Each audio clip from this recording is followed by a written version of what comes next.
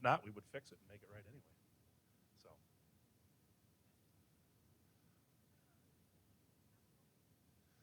Yes, we can absolutely talk about the asphalting this week. We've encountered some problems. Construction used to go relatively according to a plan, and the plan seems to change every hour for us. So for the folks that have been receiving emails and updates from Paula and Darren and facilities, I do sincerely apologize. There was a couple of problems that happened. Again, I'm the guy that has to take it on the shoulder for doing some stuff wrong. And then our subcontractor gave us a date, and he had mixed up his weeks. I'm like, well, that's pretty inexcusable when I got to tell clients this, right? That's pretty embarrassing. So I said, I'll stand up in front of a bunch of people and take the bullets, the visual bullets. And that's fine. I do it all the time, so I do apologize. But we are. Hey, Sean. Way to go, Sean. Hey.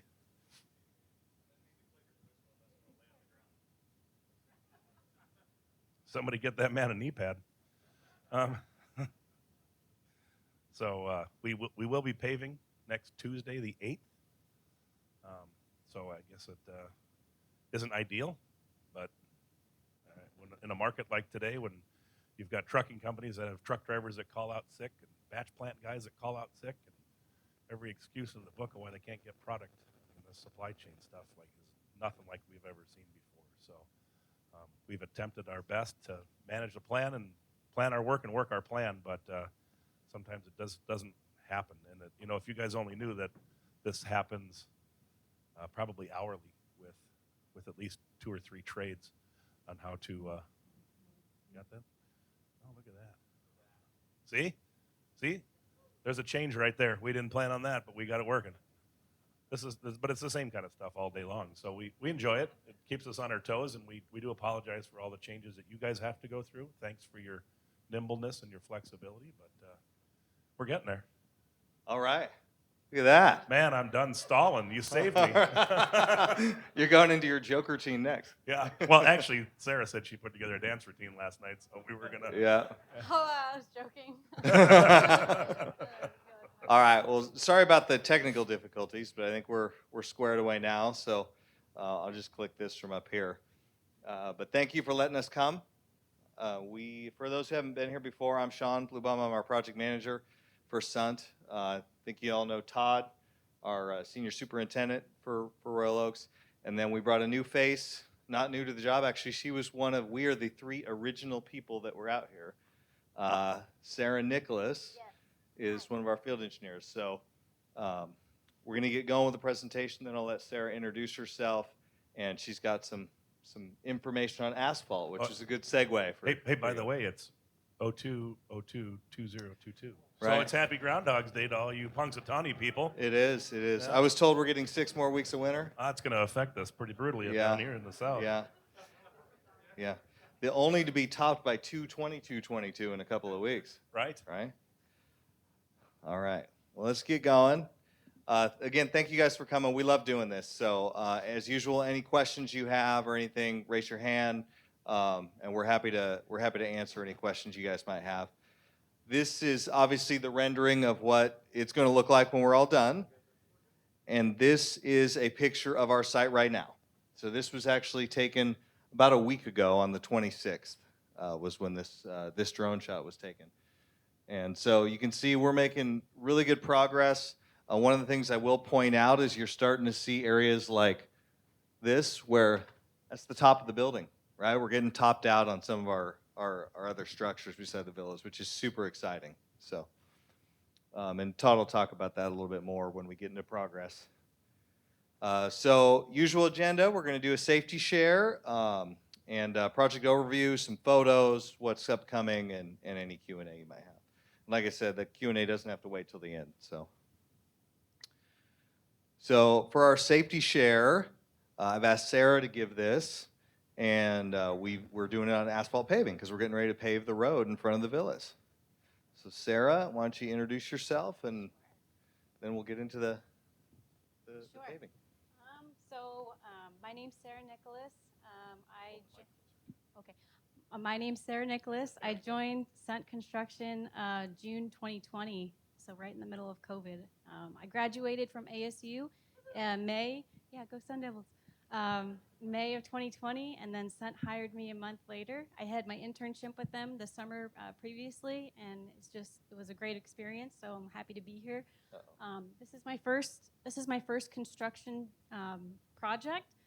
Before that, in a previous life, I was on active duty in the Air Force. I joined in 2010. Go Air Force, right? Yeah. So I did that for 8 years. I was an aircraft maintenance officer, so there's a lot of technical data, following orders, making sure that people were safe on the flight line, doing things properly. And when I decided to leave active duty, I said, what do I want to do when I grow up? And construction management sounded like a fun job. So here I am with Sundt Construction. I have 2 little kids, and I have some photos I'll show you. So I have my daughter, she's almost 3, and my son is 15 months old. So my life is fun right now. At work and then at home 24/7. So yeah. But we can get into the safety share if you want to go to the next slide. Okay, so our safety manager, Jason Martin, he used to work at an asphalt company, and he was super excited to share all these fun facts about asphalt. So this material is 99% recycled. The first asphalt road was paved in Paris in the 1820s. There's 2.3 million miles of asphalt roads in the United States. And that could wrap around the earth 96 times. The asphalt reduces highway noise by 3 to 5 decibels, and then the ancient Egyptians used asphalt in the mummification process. So there you go. Wow, you're friends with. Yeah. Yeah, he was really excited to share all that. So from a safety standpoint, the asphalt mixture is very hot. It's like over 350 degrees Fahrenheit. So one of the biggest safety concerns is burns. So everybody, they do a tailgate meeting before the operation. So what they'll do Tuesday morning before everything is placed is they'll talk about all the safety concerns. Since there's such a difference in temperature outside and then the temperature of the material that they're placing, heat illness is also something that is a concern. It's like standing in front of an oven when you're outside at 60 degrees. So I guess after they place asphalt, I guess people do get some heat illness symptoms. Asphalt is placed in live traffic areas, so you just have to be always aware of your surroundings. You don't want people just walking across, so we'll make sure that that's emphasized when we're getting ready to do this operation. And then large, heavy equipment. And so yesterday, Sean was like, "You ever see Austin Powers, where the guy is standing 50 feet in front of that roller, and he's screaming like, 'Don't roll over me!' Like I guess that's as slow as the rollers go. So we shouldn't have that problem, but it'll be fun. It'll be my first time seeing this operation. So those are some of the safety facts about what we're going to be doing in the coming next few days. Perfect. And then, Sarah, why would I include pictures of like valley gutter and sidewalk and things like this associated with asphalt?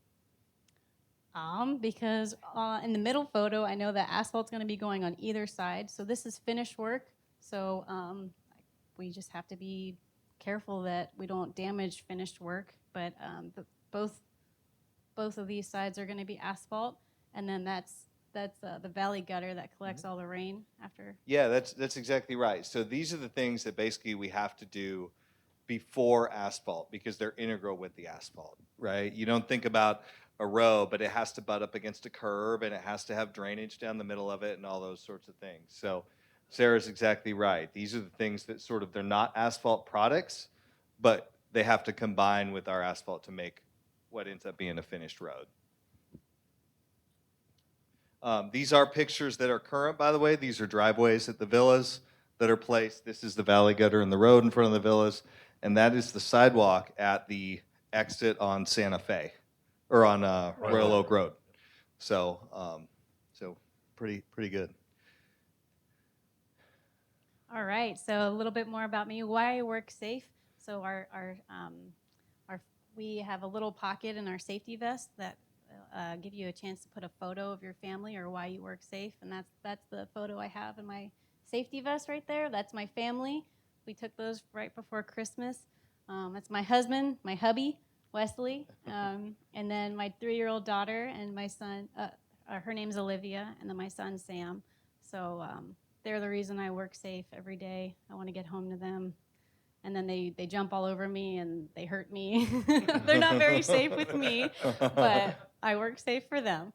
And then I just have fun on this job. So I don't know if back before the holidays, it was fun. The 4-story building that was still in wood framing stages, we put our electricians actually forklifted a Christmas tree on top of that. And I thought that was so cool, just because all the subcontractors here, they have a great attitude. They want to work safe. They do the job very well. And then that was just a fun photo. On the 4th floor, there's no roof, but just having a good time on the job. And then I kind of shared this earlier. This picture is a few months old. My son has a mop on his head. We got him a haircut right after that photo. But I'm in the Air Force Reserves, so 1 week in a month, I pretty much we lead over 50 airmen, and we want to make sure that we're living by example, leading by example, doing things safely, because that's just what I want to do for the rest of my life, you know? So it's a little bit about why I work safe. Perfect. You have any questions? Thank you, Sarah. Yeah. Great job. Awesome. Great job. And thank you for your service. Okay. So let's get into the project overview. We'll start with the drone flight, as we always do. And Todd, just tell me when you want to stop it and expand any further Man, on that's anything. a good-looking photo, isn't it? It really is a good-looking photo. Man, we ordered the right lighting that day. It turned out pretty good. All right. So this video was taken, as it says in the upper left-hand corner, January 26th. So this is a view looking south. You can see the villas right there at the bottom of the screen. We are working in every building. To us, it's kind of the equivalency of like 7 buildings. We're all over the place. Want to stop there real quick, Sean? Awesome. So now that we've got this side of the structures illuminated, this would be the east face of everything. The camera's kind of towards the west, northwest. Back when we were doing this picture, we had a lot of the site work stuff that's going on for curb and gutter. Now that stuff is all placed and getting ready for asphalt operations. You can see Sean mentioned earlier. Gretchen, help me out again. This is building C. C. All right. Sorry, guys. I go by B1, so that's why I have one. So building C, we're topped out with that structure. The only thing that's open is right here, and that's the bridge connection. By the end of this week, we'll be topped out with the south half of building D. Things are moving right along with building E. So you can see that we've got about 172 people, last I looked, craft personnel out there working every day. So we've got hands and trades and people all over the place. You can't obviously see down in the garage anymore, but we got people down there working. We finished laying up all the masonry walls down there, so lots of good stuff. Then obviously, who doesn't want to talk about the fun building, right? It looks like sticks and skeletons, but trust me, there's a lot of work going on there. So there's good progress in regards to that building as well. So you keep rolling with the video. Yeah. I think it's just great images. I promise you, as soon as we're done paving, we'll get rid of that traffic control out on Royal Oak Road. That's kind of a pain in the neck for you guys that have to come in and out. I apologize. There we go. There's a good shot if you want to stop there. All right. Since this photo is taken, I think you'll probably see some current progress photos. We're pretty well framed out for first floor of building D North. And then we're gearing up for another crane operation the next week to fly some more stairs in. And then we're about ready to finish decking building E. That would be the 4th floor deck. So we have one more set of walls and roof trusses, and that thing's topped out. So anything else I should touch on in this photo? No, I think, yeah, like I say, you'll see I got a shot from inside here looking out on some of this framing, but yeah, this is catching up and and this one's getting close to being topped out. And you're also going to start to see progress here because we got signed off on that deck just yesterday, the day before. We got signed off on that deck, so we'll start going to the next level there.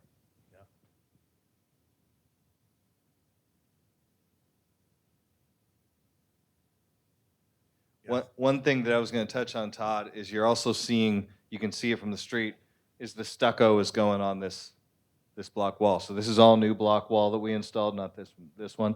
And see, they're covering that all with stucco, so it's dressing that up quite a bit right now. Yeah, the wall is done on the north side of the villas, and the metal fabricator for the 3-foot fence over the top of the CMU, they're in production, and we should be starting seeing fence panels out here in another 2 weeks. So here's a quick flyover of A1 from west headed east. And since then, we got a lot of the scaffolding down in the front of the building. Oh, he's a fast pilot today, isn't he? Yeah. That's cool. All right. It's like you're right in the cockpit, right?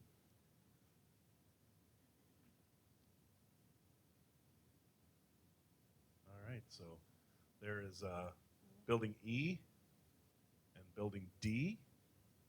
Things are moving right along. Walls are standing in that corner right now. And then you can see we started scaffolding around the outside of the building. Since Monday, we've gone ahead and started installing all of our window flashing. We received probably 4 loads of windows for building D already. We were getting roughed up by our window guy. It says, hey, we need to deliver these things. We don't have any more room to produce stuff. And I said, well, we'll make room in your shop so you can keep producing. So they brought us out a bunch of stuff, and windows are starting to go in. So there's building F. Good aerial view of structural steel members. It's kind of neat because we have a totally different type of construction. We have steel construction in this building, so a lot of joists and wide flange beams. But yeah, our pathways around the job site are getting more and more narrow. It's becoming a little bit more difficult for us to go through and navigate through there. We can't take full loads of stuff between the buildings, right? Because it's across the top of the garage. A structural engineer won't allow us to roll fully loaded 80,000-pound semis just because they're too heavy. So our challenges are getting ever more confined on how we get product in and out of the building. So we're moving right along and having to break loads down. And you can see on the south side of building B here, we've been using this area for our lay down and storage for the steel the term we use is shaking it out. It all gets delivered in a truck, but you got to find the piece. And of course, the first piece you need is always the one on the bottom of the pile. So we have to kind of shake the stuff out to find our pieces and then go to town. But yeah, you can see it's a great shot. The wall. Yeah, all those walls are up on top of the deck now, and you can see we've shot down our original sill plates. So these real faint lines through here is all the closets and master bedrooms and kitchen walls and corridor walls and things of that sort. So kind of just give you a little bit of footprint of what things look like from there. So.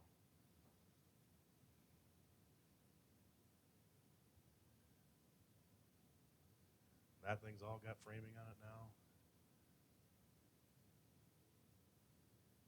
Yep. Trying to make as much available real estate for ourselves as, like I said, as we're building ourselves out of everything. Last little bit of utilities are finishing up between water line tie-ins that got completed earlier this week, and then last sewer connection for building F is happening now. Yes, sir. The question is will the walls in the fun building be wood as well? They will not. They will be metal stud. They'll be light gauge metal stud. That whole building is a different type of combustible factor.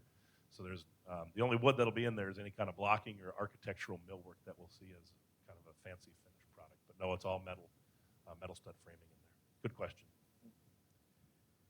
Any other questions? We've got some pictures. We'll go building by building, like usual. So start at the villas and go from there. So again, any questions? That's a great question. Any questions like that, please feel free.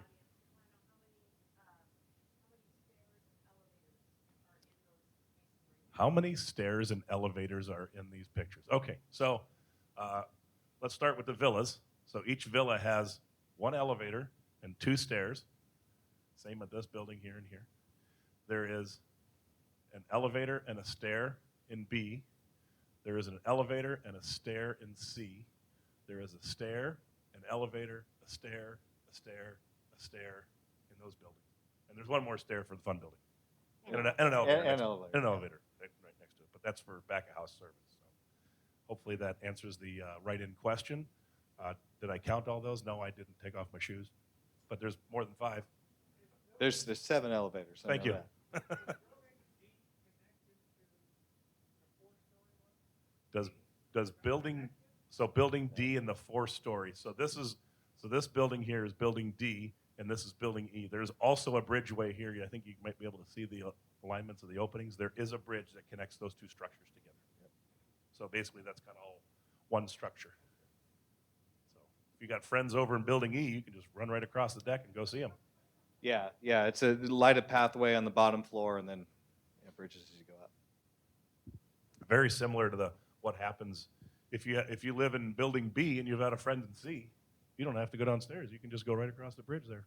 Mm-hmm. So as things progress, we're not putting those bridges in because they're kind of low, because they finish out with floor heights, obviously, right?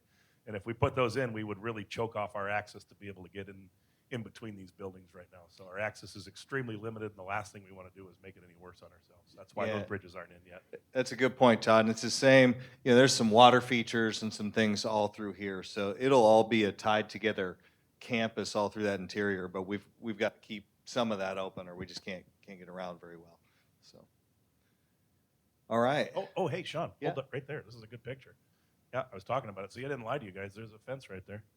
It's all there. And then the picture we showed earlier was some concrete walk here. The apron's been poured, so we've got all kinds of things going in for the north side of the villas and security and things of that sort. Just in case there is a question for residents that are moving into A1, since A1 opens at a different time frame than A2, the roadway, this roadway, will all be open. It'll all be open when A1 opens up. We will go ahead and take our construction fence down along Royal Oak Road, and we will put it between A1 and A2 and all the way back around A2 itself. And then there will be another fence that comes along the south side of the drive from here all the way across in front of B and C and closes this off. So what we'll end up having is a pathway or a set of gates that's on the main Inspirata Pointe side, and they'll align with a set of gates we put on the A2 side just for that, 3.5, 4-week delta between the two. Yeah, so structures. when we're going across the street and you see somebody, don't hit the gas. And right, they need to cross over here to finish out A2. They'll have their safety vest on, so it's extra 10 points if you hit them, because if they're they visible. don't, then do hit the gas, right? All right. Oh, this is awesome. So here's some shots of these A1. pictures are hot off the press. Yeah, they are. Yeah. We So took them just yesterday. Actually, it's so hot, Gretchen hasn't even seen them, and we walked yesterday at 1 o'clock. I'm so sorry. I just didn't mean to stand in the way of your picture. So you can see on the lower left-hand corner, this is the north elevation. Great lighting that morning, too. Wow, quite the photographer. Here's Todd's wall he was just talking about. Yep. That thing's also been stuccoed as well. The top center, just yesterday, after 1:15, we received countertops for the first 2 units on the first floor of A1. The second 2 units for A1 on the first floor arrived today. And then we're about a week and a half out on the second floor countertops coming in. But we got all the cabinets up there, and the cabinet guys are in there working away. Yeah, that's what I was going to say. So I picked this one because we installed the tops, and I wanted everybody to be able to see that. But every unit in A1 pretty much has casework up to some degree, right? And the tops are just following behind. So Bathroom vanities are set. We just had a meeting this morning with the plumber discussing manpower on being able to install things like faucets and garbage disposals and sinks and all that other fun stuff that happens with the trim. The question is which model is that? That is unit A101. It's the Mammoth, because it's the biggest. See? Tricky names they use if in it that wasn't, marketing that wouldn't department. be an appropriate name. But, Yeah, right. But yeah, so that's on the far west side of the building on the first floor. And then this, I wanted everybody to see, so So this looks green, but if you went there now, you can see there's tile on the outside around the exterior windows. They're working on some of that tile, getting ready to start working on the patio tile here, and then you're starting to see the metal go on. So a lot of the unfinished edges get what we call AB4 medium bronze metal, and that'll really dress up the building too. Sean likes to just say AB4. I just really call it- do. Just call I it brake really metal do. because that's what it is. We've been at Yeah, the brake. no, it's fancier than that. It's custom. It's custom. Totally. Yeah. Awesome. All right.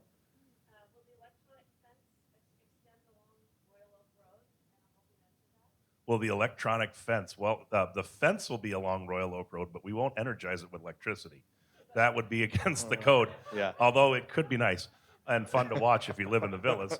But we will have the fencing, and we'll have the motorized operated swing gates. Those are also in production. We did field measure those prior to some work we did last week. So the fabricator has all their rough opening dimensions, and they're in the production process of making all those panels right now. Security. Oh, Right. Oh. Yeah. No. Eventually. Okay. Excellent. So the visibility, or I call it the deet deet. You know, you don't want to wave your hand in front of the electronic fence that's there because it'll set off security and they'll come out after you. That will extend post construction, but the difference between the existing fence and the fence that we're doing is about 3 feet. So if somebody's going to want to get into the villas, they're going to have to get a trampoline or a pole vault to try and hop over that thing, unless they're pretty agile. Yeah, it'll be 6 to 7 feet in a lot of cases. So. Okay. Next question.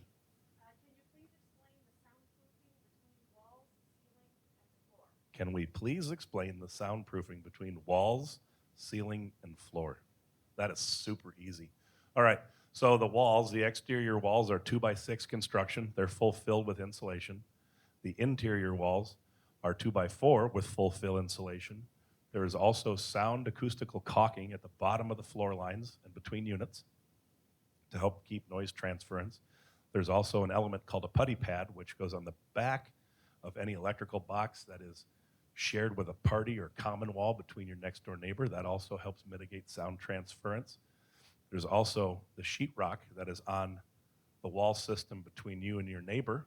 It sits off a resilient channel. It's about 5/8 of an inch, kind of Z-shaped metal that holds the sheetrock off the wall. So any vibration, that noise, talk, music, if you guys are rocking and rolling, having a big party some night, doesn't transfer through the sheetrock into the stud and then over to your neighbor's side. There is that resilient channel is called a sound transmission coefficient rating of 43, and that's designed by a bunch of acoustical smart engineers that design this stuff so that it mitigates the noise transference.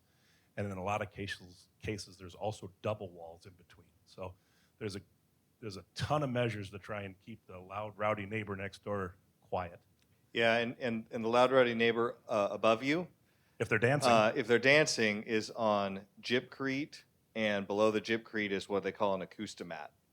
And that also has an STC rating that is in the mid-40s. So, and then below that, you've got the wood structure, and then in the structure, that's full fill insulation. So I think the joists in those buildings were 14 or 16 inches deep. Those are full filled with insulation. Yeah.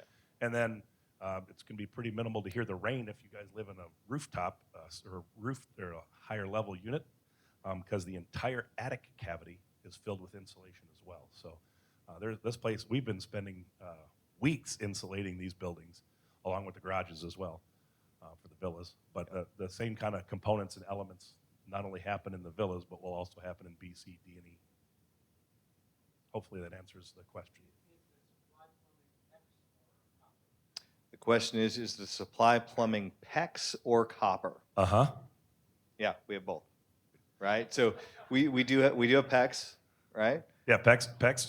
So the mains that run in buildings B, C, D, and E, the mains that run down the corridor are copper, and then all the branches that go into the units and every piping inside the unit is PEX. So, and then down in the lower level of the garage, as well as in each individual garage of the villas, there's water softener and water heating piping, and all that is in copper as well. So We've got both. Yep. Yes, ma'am.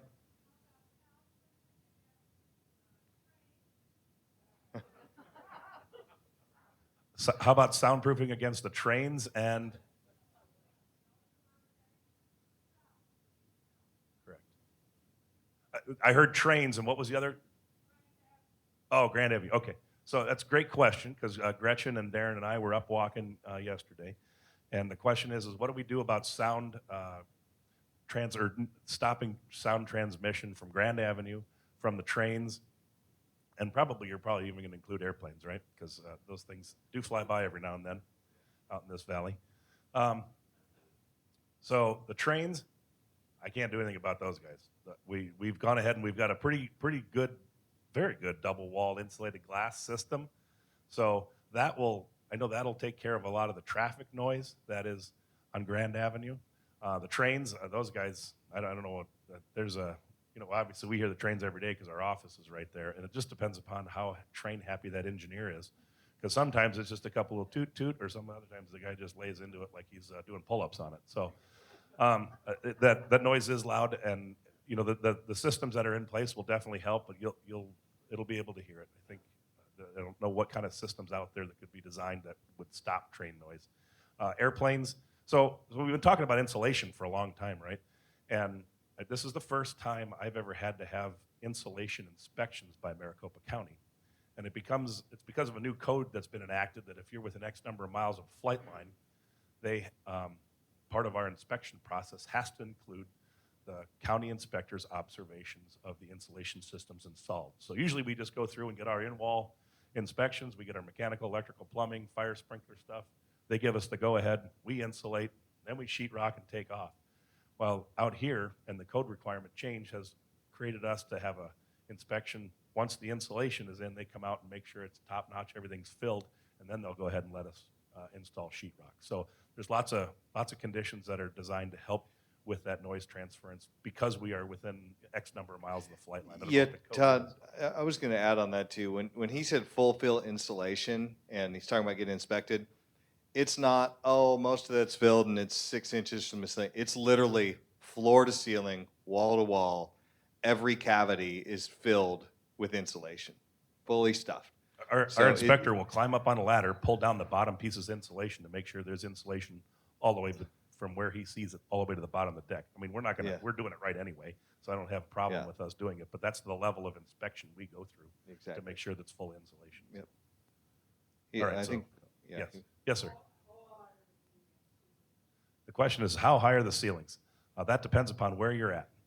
So they are anywhere between 8 and 10 foot, I believe, or 9, 11 and some change, something in that ballpark. So it's a little lower in the ceilings because we got mechanical equipment in there. You get out in the living spaces, living room, bedrooms, et cetera, they're a little bit higher. So, yes, sir. Back to the sound insulation between units and the party wall. Is the resilient panel on one side of that party wall or on both sides? Wow. Great question. We've got our iPad, so we might have to pull up that detail. Yeah. The question is on the demising party walls, is the sound resilient channel on both sides or one side? I believe it's on both, but I don't want to shoot from the hip. So let me find out. Sarah's got the iPad of knowledge, and we'll dig it up and answer your question. Good question. There was one over here. Yes, ma'am.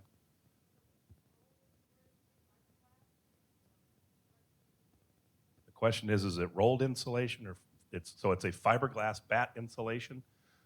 They are, let's see, it's R13 in the 4-inch walls, 19 in the 6-inch walls, and we're putting in 30 layers of 30-inch plus fiberglass batt in the ceilings to fill the cavity full. So, but it is a bagged product that gets installed in strips. That's not blown in, if that was the question. Great questions on insulation. Yeah. You guys are make me work for my money today. It's good. Keep them coming. Yeah, right on. Okay. Anything else? Let's move to the next picture. And Sarah actually gave me this one here on the right. Sarah, you want to explain what that is real quick? Yeah, that's the shower niche. Yeah. That's the shower niche. So. Yeah, those, believe it or not, those kind of details were given a lot of thought, and that was a big deal. So we're pretty happy to see the shower niches going in and trimmed out and tiled and everything. So, and this is A2. So just a little further down the way on the villa, so you could see where we're at with the stucco and the scaffold and everything. And we're just in the process of getting that one buttoned up and painted as well. All right, this just in, hot off the press, the question about the resilient channel, it's on both sides of the wall. Feel good like I'm just checking them Right. off today, right? Right? Good. Yeah, good work. Man, if my daily job was this easy, it'd be great. Yes, ma'am.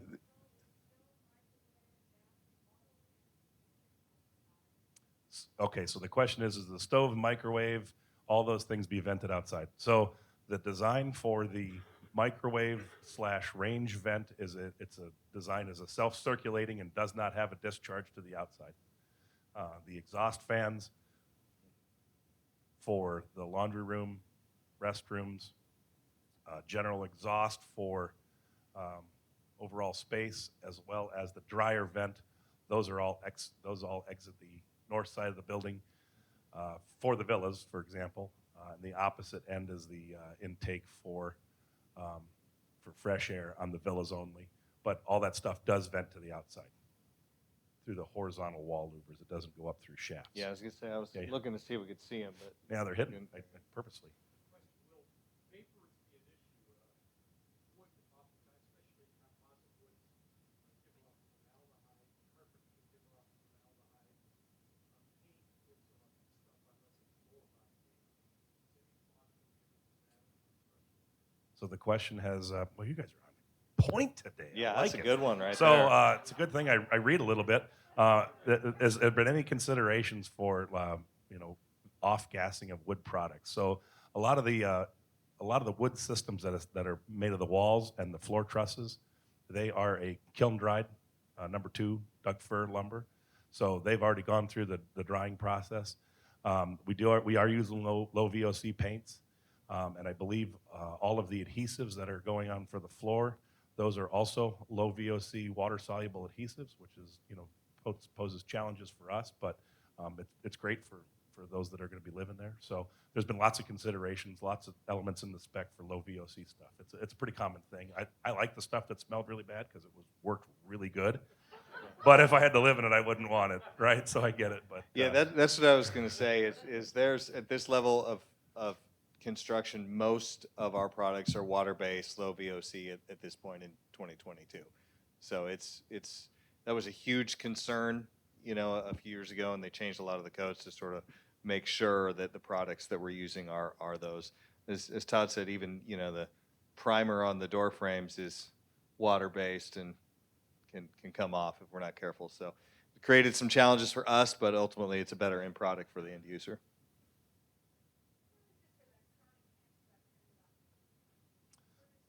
Where is the electronic fence? Well, actually, this is a great picture because the existing electronic fence is like about where Sean's standing in relation to this picture.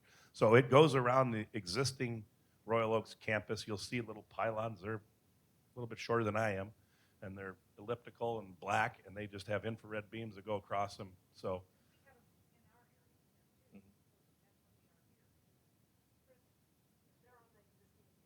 yes. Yep. You are welcome. The other thing I want to point out here and why I wanted to show the tile with A2 is tile is happening inside A2 right now.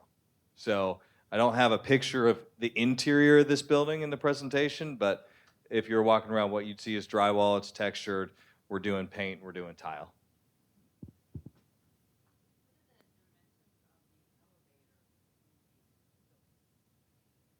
Oh, man. The question was, what are the dimensions of the elevator in the villas? Well, Big enough for a few people.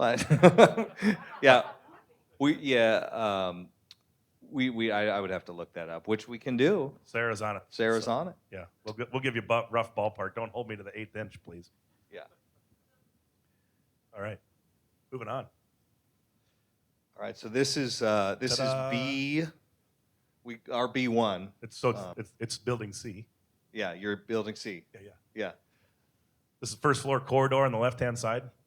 You can see we kind of take pride in what we do, right? It's almost clean enough to eat off of. But yeah, that's what the corridor looks like. We've got our temporary power in there.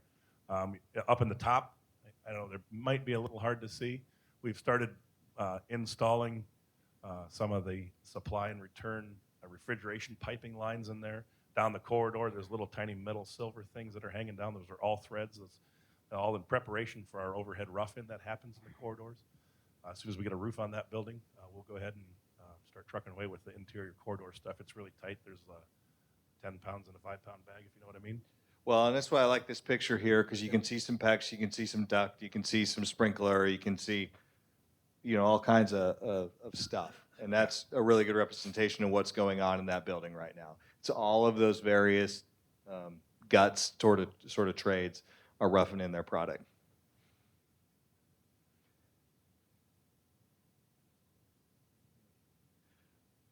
All right. On the left-hand side, that is the north wing of Building D, first floor. The walls are, we started framing those things, probably Thursday last week-ish. And then this masonry shaft here happens to be the opening for the elevator that goes all the way down to the parking garage, and this happens to be the trash room where the trash chute will go. So that's what that picture explains. And then again, just like Sean mentioned, what's happening over in Building C is a lot what's happening right now over in Buildings D and E, all the overhead mechanical, electrical rough-in. We've got low voltage trades are in there putting in T-stat wires, communications wires for Wi-Fi and things of that sort. And then we've got obviously our powered line voltage stuff, which is our receps, power, main feeders to the individual panels in each unit. So then of course the water lines and HVAC, some supply and exhaust duct work is in. In these pictures we've got them wrapped with plastic because they come out wrapped with insulation. We wrap them with plastic just in case they happen to get any moisture inside the buildings because we don't have a roof on yet. So we're doing all our best we can to keep progressing the work, but at the same time, protect the finishes and the insulation and things of that sort. So. Yeah, and this is where Todd relaxes in the afternoons. There's this little swimming pool right here. It is busted. So if you see those around, basically from a stormwater prevention standpoint, we don't wash out our paints and those things on the ground. At least we try not to have any liquids hit the ground as much as possible. And so that's what those pools are, is when a trade is working, it needs to wash out their stuff. Or for Todd to sit in it for. I'm going to wait until June for those. You guys from the villas are going to get quite the view. Here's the fun building. Oh, yeah, this is awesome. So we got, let's see, this is a view looking towards the, holy smokes, you stumped me. Well, this is a view looking towards the southeast here. So this is the very north edge of the northwest corner of the building. You can see we've got all sorts of different roof elevations. It's kind of a complex, cut-up little son of a gun, but it's fun to build. That's why we do what we do. And then you can see the gentleman on the right here. I'll step out of everybody's way. The gentleman on the right here, he's standing on a ladder. He's in the process of performing a full penetration or a moment weld connection.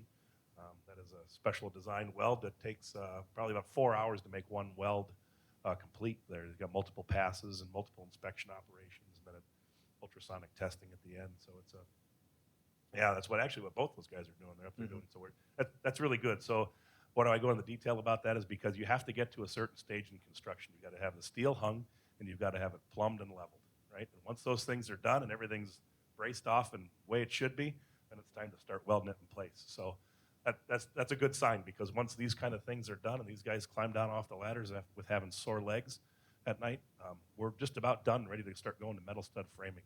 Our metal stud framing package has been released from the manufacturer, and I think we're probably 3 weeks away, maybe 4 weeks, probably 4 weeks away from seeing metal studs out here to start closing the building and giving some exterior shape to the fun building. Yeah, one thing that's really, really cool about this building that we haven't run into, it's not super common, is not only do we have moment welds in the air, but we have moment welds at some of these at the base of the columns too, in some locations. So you're going to see an increase in some welding action going on, where we're welding both above and then obviously not right below somebody welding, but in a different location at the column bases too. Excellent. I'm going to step back a few moments and answer your question about the interior space. It's 5 by 7'8" for interior space, and I think we're 7'10" for a ceiling height, if I remember correctly when I walked in there. 7'4". Jeez, must have been wearing tall boots that day. You're kind of tall, so it feels shorter. Right. It felt like 7'10" for Sean. Yeah, right. Thanks. Yeah, no problem. So this slide is more of just a compilation of some pics, not really one particular building. This is the north side of the villas, and I thought it was cool because we caught them in action, sort of grading and getting the drainage swale in. That's what this lower section is, to make sure the water slopes away from the building. This is another shot in building C, your building C, and this is a different one of the villas with the white cabinets as opposed to the gray ones that I showed you earlier. Unit 102, just in case anybody was going to ask. All right, Todd, we got a few minutes left. Do you want to talk about upcoming work? Oh yeah, we got lots of good stuff going on. I got that map, or we got that map. That's fine. This will work. All right. So starting today, we are turning on all the individual panels to each residential unit, which allows us to go through and start our mechanical systems. All the mechanical systems up on top of the roof of the villas have been charged with refrigerant, and now we're starting to provide, this time of year, heated air. We got to condition the space to 70 degrees and hold it there. Got to hold it there for 4 days so we can start putting our flooring in. So LVT flooring will start going in next week on the first floor. Cabinet work is progressing on second floor, therefore the plumbers will follow right behind once the countertops are set. We've got backsplash operations starting end of this week for the villas first floor. As far as A2 goes, in the next week or so we'll be doing some painting. We've done some pH testing on the exterior. We're not quite there yet, but we're about ready to go ahead and start priming it. So we'll turn that building white. As Sean mentioned, a lot of interior stuff going on. We've painted. Doors are swinging in second floor of A2. Doors are getting installed right now today for first floor of A2.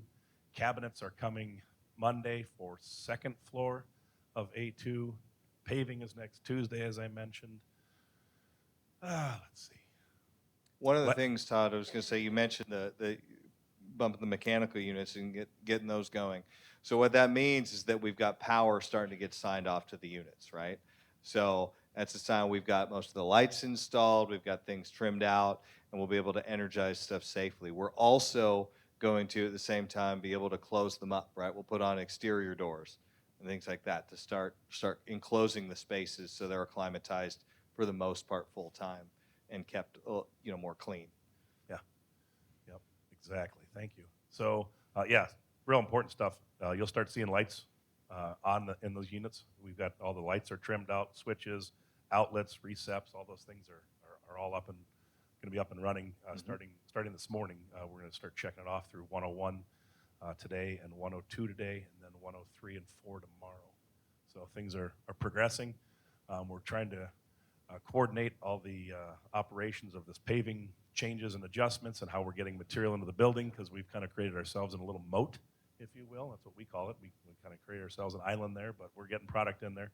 Other things you'll see over the next couple weeks and before we meet again, Building E, we'll have this topped out by next month. We should have building the south half of Building D will be roofed. Building D North, we should be about up through third floor framing, and we'll be just about getting ready to roll roof trusses for Building B. The goal is by April is to have all the wood framers gone, and I'm really cheering them on so they can get out of here. It's nice to have a trade here, but it's even better to see them leave. That means they're done. Yeah. You're always welcome, but we're happier when you go. Yes, sir.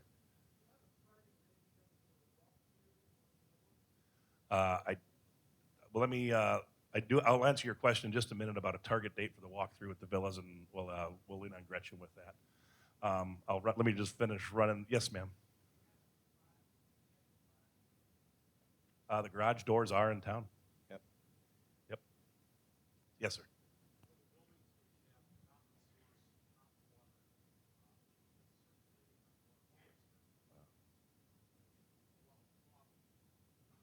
The question is for the buildings that have common source hot water systems that are in the garage, will you have to wait 6 hours to get hot water? You will not. It's only 3. Yeah. No, I'm just kidding. There's a circulating system. There's a circulating loop on each floor, and obviously a riser that goes back down to the basement. So there's some pretty. I don't remember what the BTUs on the boiler are down there, but there's pretty good sized units down there, and you shouldn't have to wait for anything but from the corridor into your end fixture to get hot water. So slightly less than 3 hours. I promise. Todd, one of the things I was going to add, you can really see the road shaping up and getting ready to pave. And this picture's a week old. This valley gutters and things that Sarah talked about are installed now, and the asphalt base that goes below the asphalt.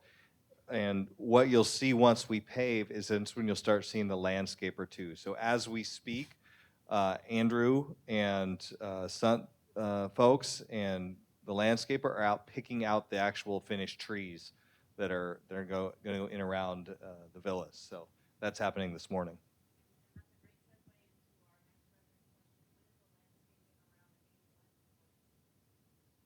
The landscaping around A1 will be complete the first week in March. So Yeah, we really we don't want to start that too early and have to trample all over it, right? So we wait as long as we can until curbs are in, paving's in, a lot of those things, sidewalks, and then we'll start putting all that in. But they are tagging trees this morning. Yes, ma'am.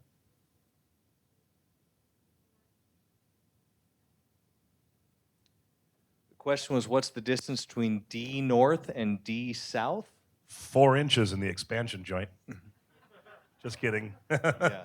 Are you talking about this distance from here to here? We'll look that up for you. I don't have it memorized, Yeah. but we'll find out.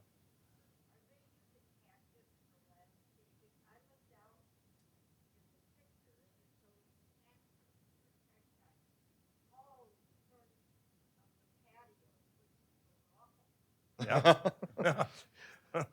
So the question is are we using cactus for landscaping? I'm going to need some help, Sean. You've looked at the landscaping. Yeah, I drawings. have, and unfortunately, last month I had a whole list of all the bushes and trees that are going out there, but I don't recall a lot of cactus. It's a lot more. There's southern pine, and there's what do you call it, sisus, and there's various types, but I don't recall seeing a ton of cactus. I don't know if you remember.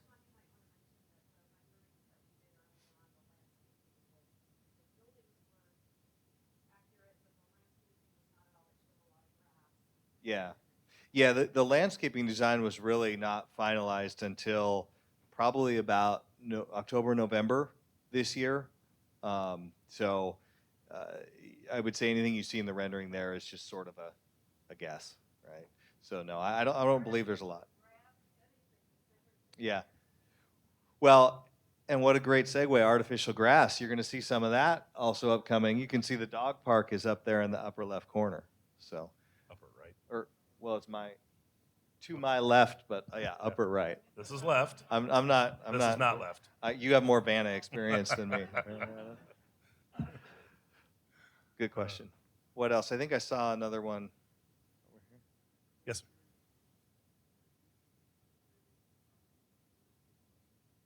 Are we using recirculating for hot waters in the villas? I'm thinking through the piping diagram. We do. Do I am about 90% certain we do. I mean, the water heaters are right there in the garage, and there's an individual water heater for each individual unit. So you don't have a long distance to travel anyway. But I thought we had a pump on there as well. Okay. We're looking up the distance between. We can look. But. Yes, ma'am. That's a good question for Gretchen. The question was, has the 60-day letter gone out yet?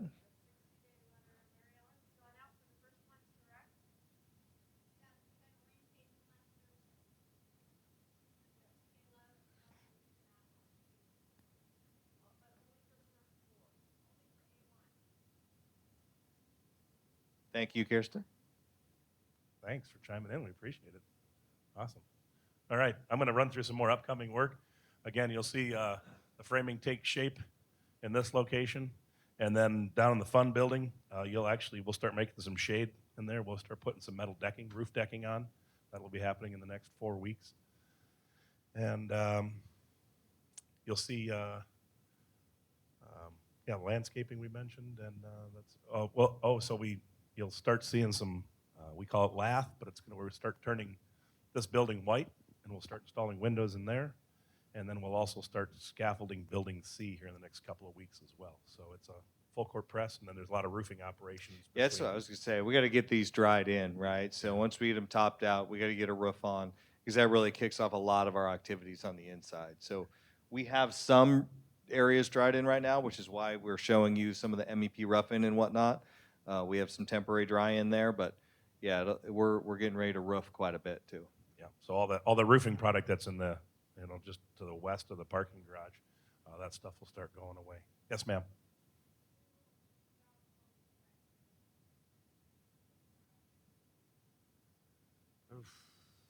So we did get our water line tie-in done this week, so that's good and behind us. I don't have that date memorized offhand. I'm sorry. I need to get better at that, because you grill me every month and I'm not. I got to get dialed in, and I'm going to go write that on my board just so I can stay in point. But we're trying to see if we can get a little asphalt patch on that one strip down there, so it's still got rocks down there. So we're going to do our best to try and get that taken care of.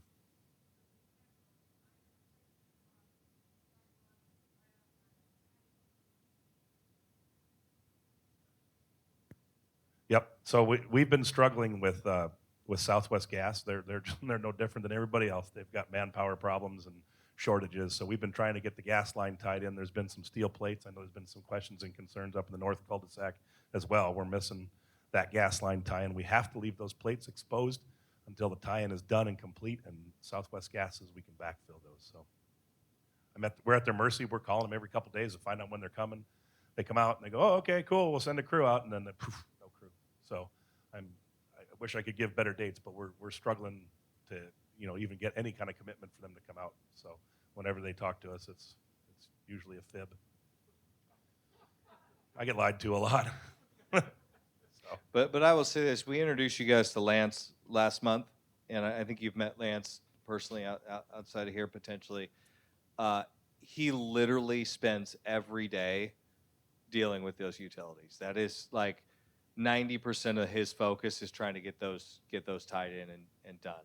So getting the water meter is huge, because quite honestly, without the water meter, we can't open the villas that need to open, much less cover up patch back some of the cul-de-sacs. But he is working diligently at that. We know it's an inconvenience, and we're working hard to try to minimize that. He's almost got as much hair as Sean does. He's been pulling it out since he's been dealing with the utility guys. So, we're plugging away at it. We're trying to make it happen. So, any other questions? Yes, sir. Is Building C on schedule for November? Buildings B, C, and F are all on schedule, and the garage are on schedule for November. Yes. Yep, the whole middle. Yep. We've got some of those pictures when that Sean showed of the inside of the mechanical, electrical, fire sprinkler, plumbing, low voltage rough-ins don't really do it justice as to how many hundreds of man hours have been expended in there. And as soon as we get a roof on that structure, and it's going to just about be ready to be go time for sheetrock. So we'll be, let's see, we're in February, end of March, beginning of April is going to be like a sheetrock party for that building. So if you want to come help us hang, you're more than welcome.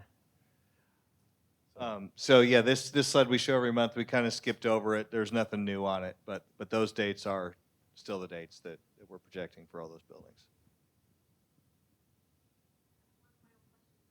Oh, yes. Do I have my own podcast?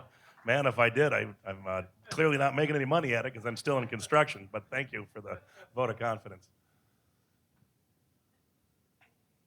All right. Anything else? All right. We're still got to find out the distance between buildings D and E. Yeah, we can look that up. Do you have up. a guesstimate there, Sarah? I thought D north and D south. Yeah. Yeah. Oh, sorry. This building. So yeah, between this point and this point, it's about 60 feet. So I guess if we, And then it just gets wider. so if we triangulate, and I use my Pythagorean theorem, we're probably in like the 90 to 100 foot range up in that neck of the woods between those buildings, if that answers the question. Thank you for giving Todd a reason to drop the word Pythagorean theorem, by the way. That made his day. Yeah. So, all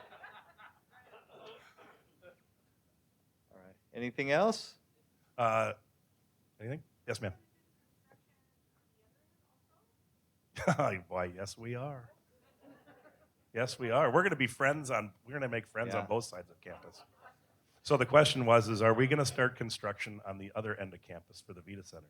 So the answer is yes. We're in the process of writing subcontract agreements for the scopes of work, and we'll get out here and start doing some testing of some materials out there. We know there's some asbestos and stuff, just like we had in previous buildings, and you'll start seeing some action for that in probably the next. Yeah, we project a mid-February, call it Valentine's Day, roughly start over there. I know that's coming right up. We're still working through some of the details, but yeah, it's coming up soon. You'll see some increased activity on the south side of around the outside. I call it the perimeter. There's going to be some operations that'll happen for rerouting some of the existing nurse call, telephone, cable TV stuff. That stuff's happening. We've just been on phone calls with facilities on procuring all the necessary conduits and vaults and things of that sort. So that work is coming. Yeah, we'll give you an update before we tear down the buildings, because we'll have a tear down the building party. Yeah. Yeah, it's totally fun. Well, and what I was going to say is we've already brought on board an additional superintendent that's helping us finish out the villas, but he will be assigned as the superintendent for the other side of campus. So.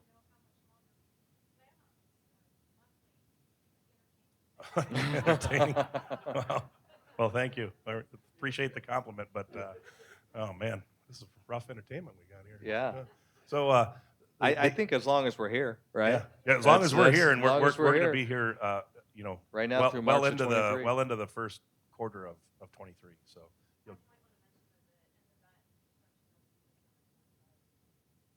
Yes. So Gretchen's point is that the completion of buildings D and E align with the completion of the Vita Center in March of 2023. This right here, yeah. Yeah. So.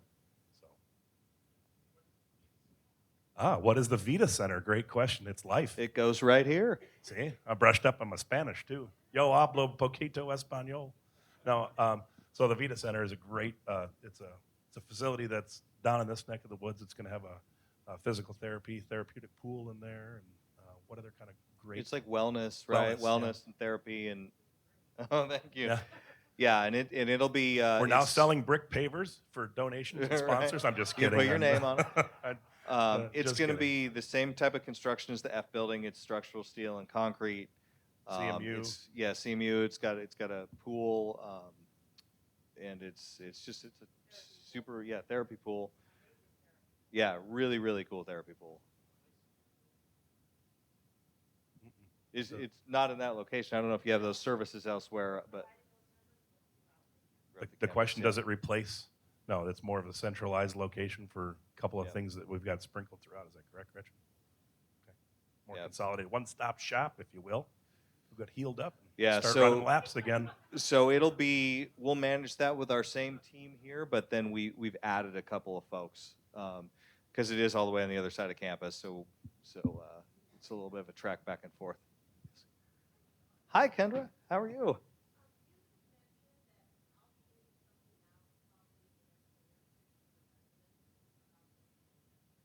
Oh.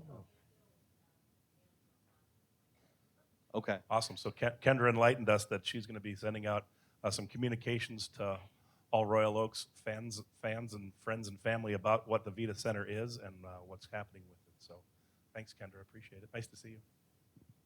Yes, ma'am.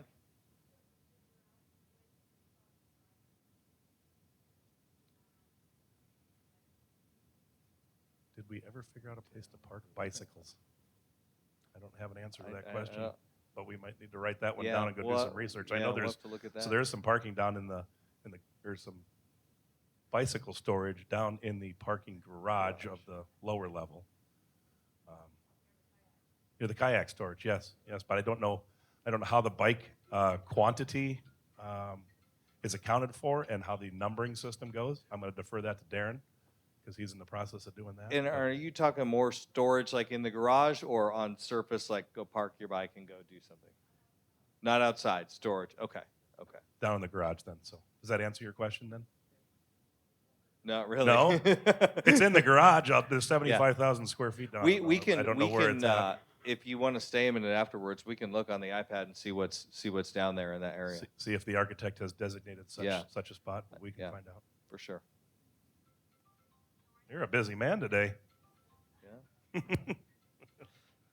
All right. If that's Anybody else? there's no more questions, we'll wrap it up. Thank you for staying a little late with us. We appreciate it. Thank you. So.